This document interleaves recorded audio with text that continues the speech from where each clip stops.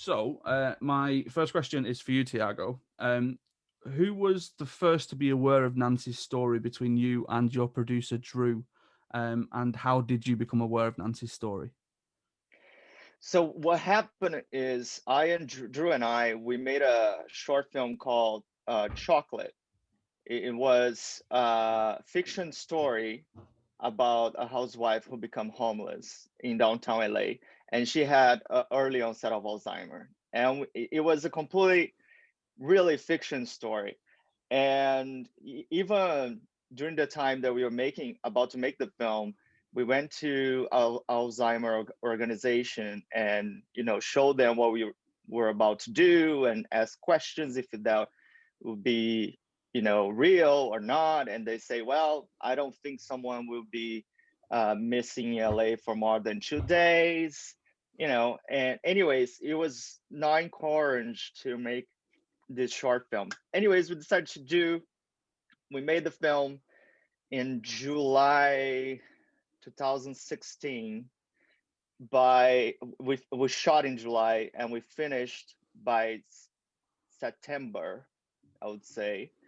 And in October, 16 October, Nancy walked away from the museum, and they had a bunch of flyers all over the city, and they start off my short film. Piercy Dalton, she's the one who saw the flyer. She went to to the gym, and she texted me and say, "Hey, this is happening. Like someone just like in your movie, should walk away." So Kirk and his family and friends, they were having a vigil at the museum, and Piercy decided to go and volunteer herself to try to find Nancy, and she's the one who contact Kirk and talk about the film. And then we had some festivals going on, so every time we showed the film, we talk about her, in the hopes to kind of help during the process, and make people aware about her case.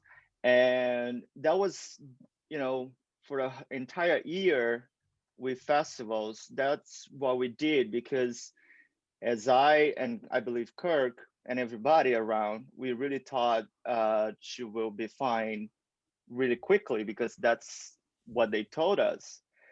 But then time goes and nothing happens, and I and Kirk, we got really close, with the family, and it's really weird and wonderful in somehow how my story, complete fiction, it got so connected with this real story. I mean, it could happen in New York or even in another county in California, and I would not have access to that. And suddenly I make a film in a very, similar way, and it happened really close to us, and then we connect, and then that's how this film came about. So, whose idea then was it to make the film about Nancy? Was that your idea or was that Kirk's idea? It was actually my idea. After a year that she was missing, and I was talking with Kirk, and he was always trying to keep her case alive, and you know how hard it is after some months, people kind of forget, you know, and then we are always talking, and he was like, I'm trying to keep her case on television so people can keep thinking about it. And then I was like, you know what? I have this unbelievable story in front of me.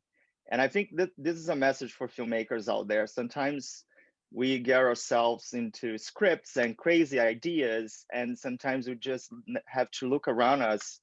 We have some amazing stories going on. And I actually came from narrative films with actors and, a completely different background.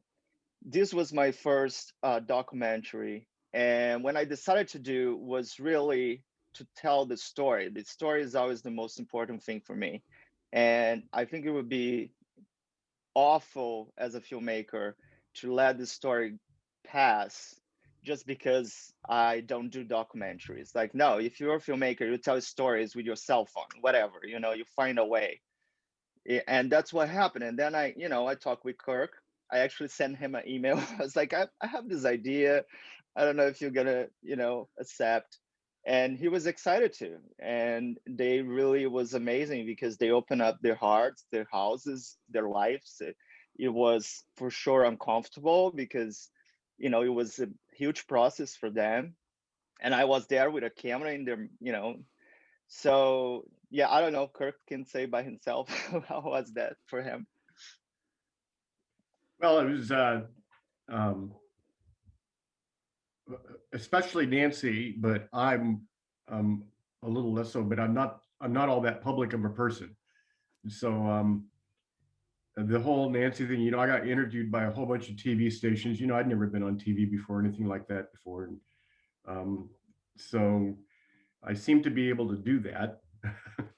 um, it is still uncomfortable. It's not that much fun to watch yourself cry on TV and the news that night, and stuff like that. So, but again, to Tiago's point, I thought it was probably an important story to tell people that this is a problem, and B, just like he says, I was a publicity hound at this point. I was anything I could get going that would get Nancy more um, attention, media attention, so people would remember and keep looking for her was really important to me. So yeah, went along with it. Because there's a line in the film that you say which made me think about that question, where you're making coffee and you turn to the camera and you just say, "This is supposed to be a film Everybody about loves that Nancy, not scene. about Kirk." Everybody loves that scene, and it was, I love those moments. It's so hard because I shot like I don't know how many hours. It was so many hours. It was, over a year of shooting with them. And I'm glad that little moment I was able to find and keep it. And I know Kirk didn't, I don't know if you Kirk like it, but everybody loved that scene. I mean, it's testament to what you've just said, Kirk, where, you just thought by doing a film like this, by doing a documentary, it keeps the media attention on Nancy and it puts more eyes on it. Because I wasn't aware of Nancy's story until I'd watched the film. And when I heard that line, I just thought, yeah, I know why he's doing this film. It's because he wants more people to see Nancy. It's nothing else. There's no no other motive to it at all. It's pure, let's keep the focus on Nancy at all times. So Tiago, I mentioned earlier that I'm a teacher, so I teach film and media studies to what we refer to as GCSE students. So they're aged between 14 and 16, and they get to write Awesome. scripts and things like that. But I noticed in the credits of this film that you handled a lot of the technical aspects of the film's production. So you were camera operator, editor, and sound mixer. And from my own experiences of doing a bit of filmmaking in university, I just thought that guy's been busy. Was Right. that a budgetary decision, or did you just generally prefer working across a number of different things like that? Let me tell you this. I usually have a big team with me, like a crew, a cinematographer, and all these people. We actually, in the beginning, we try to keep that, type of setup. So the first interview I think that I did with them, we had a bunch of people, two cameras and everything, and I don't even use that because then things started happening. So and then I realized for this type of film to really happen, I couldn't wait on people because that's the problem when you're making a documentary. Things are happening all the time, and Kirk would text me and say, "Hey, I'm going to do this by this time. Do you want to be there?" And I was available, but not everybody was available. People, have schedules. So I saw that I to make this film happen, I had to really wear all the hats I could and be available anytime Kirk would call me or anytime that I feel like, hey, I have to shoot this, Kirk, let's do that. Like it had to be that way. And that's where sometimes filmmakers they have great stories and they can give up because of money, because I don't have people to do it. And I would encourage them to really try the best to do it. It's not something that I love doing everything. I don't think I'm good in everything, but I like to have control of things that I'm doing, and I because I am an editor too, I know those moments that I'm gonna use. So for me, it's really, I don't waste a lot of time into things. If I capture something, I keep doing it, you know. So I think it was the best decision I made. Otherwise, I don't think I would be able to tell that story the way that we did, you know. Even getting to places. So with this, like I usually use, use red camera, like a Dragon Red. I couldn't use that type of equipment as much as I wanted because we were getting inside places that, you know, we didn't have permission to get inside. If I had a camera, it would be a mess. So it was decisions to really how I can make this film happen with you know, faster, easy, and that was really about that. Not really, if I could, I would have everybody around me, and you know. But I don't think even it'll be for Dan because Kirk and Nancy's parents, like we got really a great relationship, so they got used to me. And I think when it's too many people, you can lose that reality. You know what I mean? Like they start to not play themselves and be something else. So I think they're very natural because they knew me and we saw like we were spending a lot of time together. And so yeah, it was more about that than anything else. I suppose this is another technical question. But at which point during the production of the film or when you were making the film did you decide to incorporate reconstructions instead of just relying on this archival footage? At what point did you think we really need to add, I suppose, more of a kind of fiction, not necessarily fictional element, but I suppose again this idea of reconstructions? When did that come to you? I mean, I didn't have much access to. I mean, the footage that we had of Nancy walking was really, you know, far away and blurry, um and I felt, and I had all these interviews, and I was like, I need footage to really fill the gaps, otherwise people can get kind of bored by just watching interviews. You know what I mean? And not only that, I think trying to recreate how, you know, what Nance went through would give audience a better perspective of Alzheimer, and also of what she went through. And it was not an easy decision because then, you know, I had to come to Kirk and say, hey, I will have an actress, someone walking and being pretending Nancy, and we had a hard time to find the hair that looks like her, and Kirk helped me on that. But um, it's always a tough decision, and I only use that because it was about to to tell the story. It was not about to anything else. It was like, okay, this can help the story, so I'm gonna use this. Otherwise, I would not use that. No, I think it was a very astute decision because there are a lot of points where you need. I know that like it makes more sense that you need it because I mean I've had conversations with people before in terms of documentaries going, oh, we're just going to try and rely on archival footage, and it's okay if you've got a plethora of that, by all means go for it. But actually, the reconstruction adds a little bit more to it, I think, and yeah, you're totally well versed for doing that. That's good to hear. I really didn't like the idea at all of him doing Oh, that. really? Yeah, no, Yeah, and he didn't like it. when I saw the movie, I was much happier with it. But when he was, you know, going to film it, and we're looking for a wig, you know, a hair that would match it and stuff like that, I was like, this, I don't, you know, I didn't want somebody playing my wife is really what it was coming down to, right? Oh, It's of course not. just Yeah. kind of weird, kind of creepy to me. But I thought he did a really nice job, and I think it really did add to the film. So Good, good. I'm Thank you, glad that you Kirk. enjoyed that. So, Kirk, during the film, we see that you checked with hospitals and care homes, police departments, homeless communities, coroner's office, and still none the wiser as we progress through the film. How did both you and Nancy's parents manage to just keep overcoming these setbacks and just keep moving on?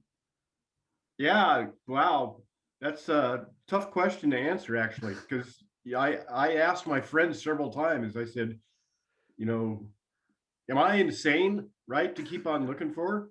And we said, well, no, I mean, you haven't found her, and we don't have any explanation about why that could be. So, and I had the luxury of the time to be able to do it. So I think George even points out in the film, right? You know, he'd wake up in the morning and he says, "This is the day. You know, we're gonna," and you go like 3 or 4 different like nursing homes or something, and after the first couple, you you're like this. You're like, "Oh my God, we're never gonna find her." Right? It's just such a deflating experience. So I don't have an answer to your question other than the fact that, you know, I'd get up and say, well, you know, I don't, what else am I going to do? It's the most important thing in my life is to find her. So just keep giving it a shot and trying to come up with new ideas on where to look and how to look.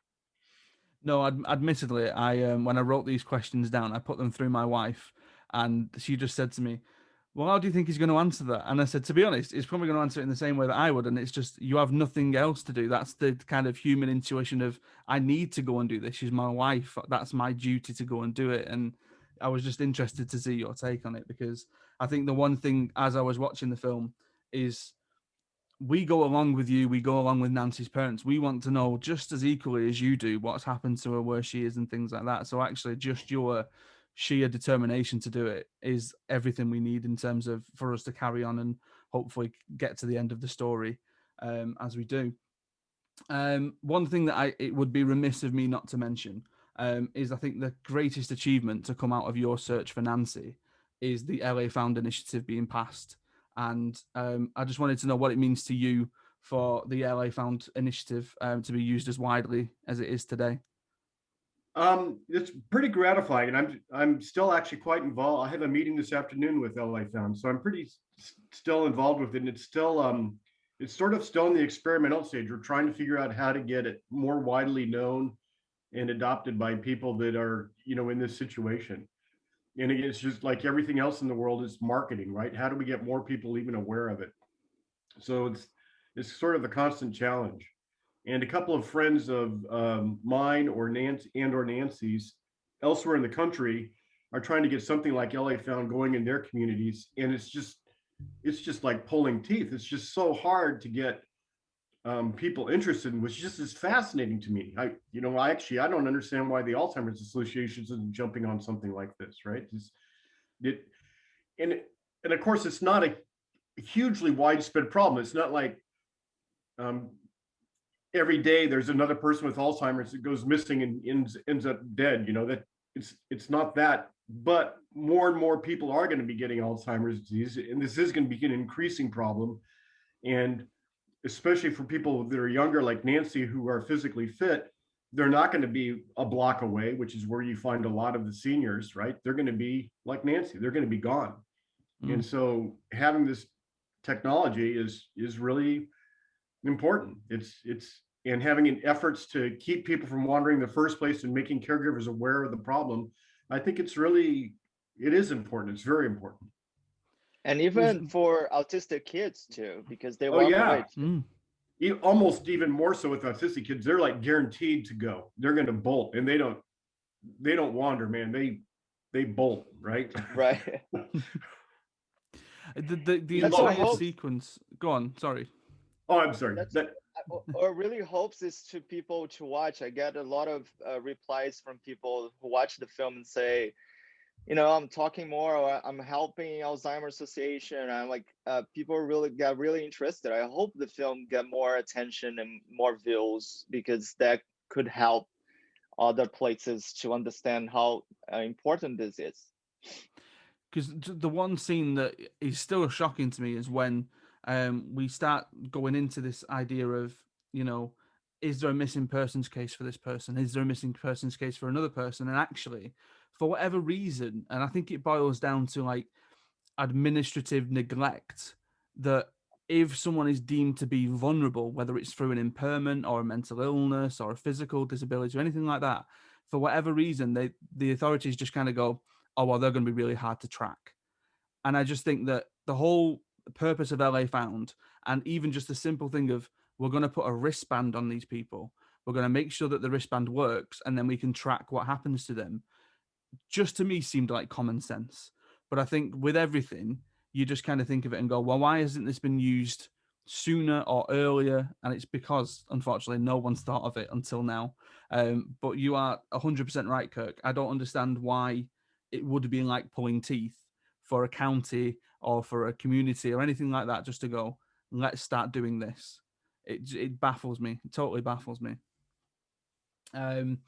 So the whole purpose of our interview and watching the film and things like that, specifically for this time period, is that you are being screened as part of the Manchester International Film Festival.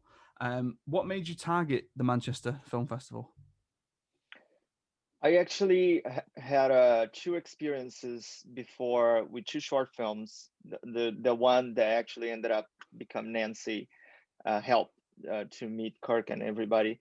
And I did another one about autism, and they all went pretty well into film festivals around. So I kind of started target, and I love London and UK area, the whole thing.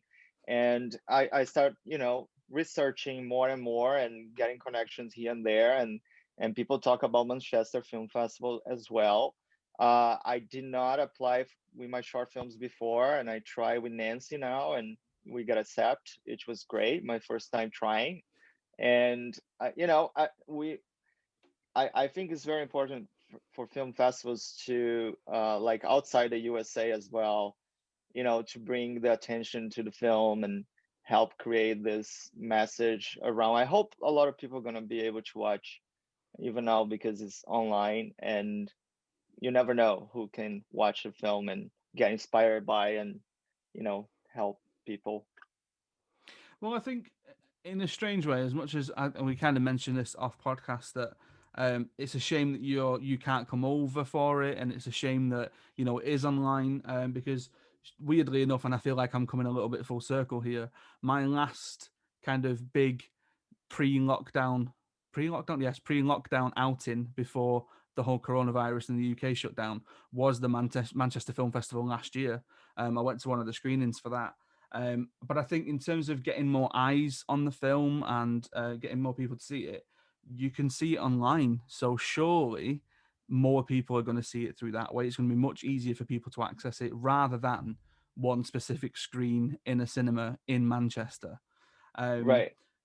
I suppose my final question for you both, and I'd be interested to see what your opinion on this is for both of you, is what is your hope for the film during this specific festival run, and then ultimately beyond that? Thiago, if you want to go first.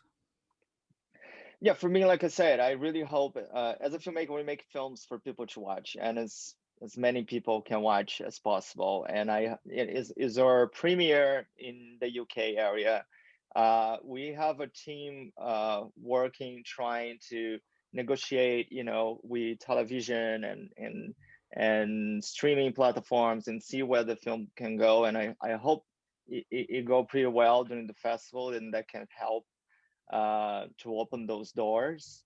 Because again, we make films for people to watch, and that's what we want. And I just hope this movie gets as much attention as possible. And I know it's being hard, it's specific for us because of the pandemic, and people, it's so many people dying with this virus and everything, that people kind of choose to watch a comedy or something a little bit more light. But at the same time, our movie has such a hope as well in terms of how can you resolve a big problem like this? How can we find ways that Nancy's case doesn't happen again? And so it's not just a depressing movie or something like that. It has really many important things, and that we have to talk about it and resolve the problems. So yeah, I hope a lot of people watch. Kirk, do you have any hopes for what happens with the film and what happens after this festival run? Well, I certainly hope that Tiago's rewarded for all the hard work he did on the film. And that people appreciate it. But my hope for the film has always, well, I guess it did change, right? So when we were first making the documentary, again, I was just looking for publicity to help find Nancy. But since it's been made, I think that the message, especially towards the end, just what we were talking about, if the Manchester City Council watched it and said, hey, we ought to get some bracelets on some people, that would be just a huge success. That would be rewarding enough, actually. Definitely. Agree. I think Yeah. just to come back to something that you just mentioned, Thiago, that in lockdown a lot of people are going to lighter things and, you know, comedies and things like that. I actually think we're in a really strange period of time where I'm going to refer to them as true crime documentaries. I've had a little bit of a boom on things like Netflix and Hulu, and I've got to admit to you now, coming out of your film on Tuesday evening when I watched it, I just thought this deserves to be on a Netflix or a Hulu, because naturally those types of audiences are going to gravitate towards this. And I can just see it being one of those films that people share and saying, oh, have you seen Where is Nancy? Have you seen what happens in this film? Have you seen that this is the real life situation of what happens with people with Alzheimer's and things like that? And actually, I think hopefully it will naturally find its home on something like that. And then more eyes will get to it. We definitely, that is our goal. I hope, you know, we land in some of these platforms and people have more access to it and can watch and hope get inspired and, you know, bring the bracelets to the county and make some change. Yeah, that would be awesome. Definitely. Thank you both very much. Much appreciated. Thank you. Thank Kirk, you. You look great. Nice Super talking young. to you. Super young. Love Oh it. yeah, I look old, huh? No, you don't.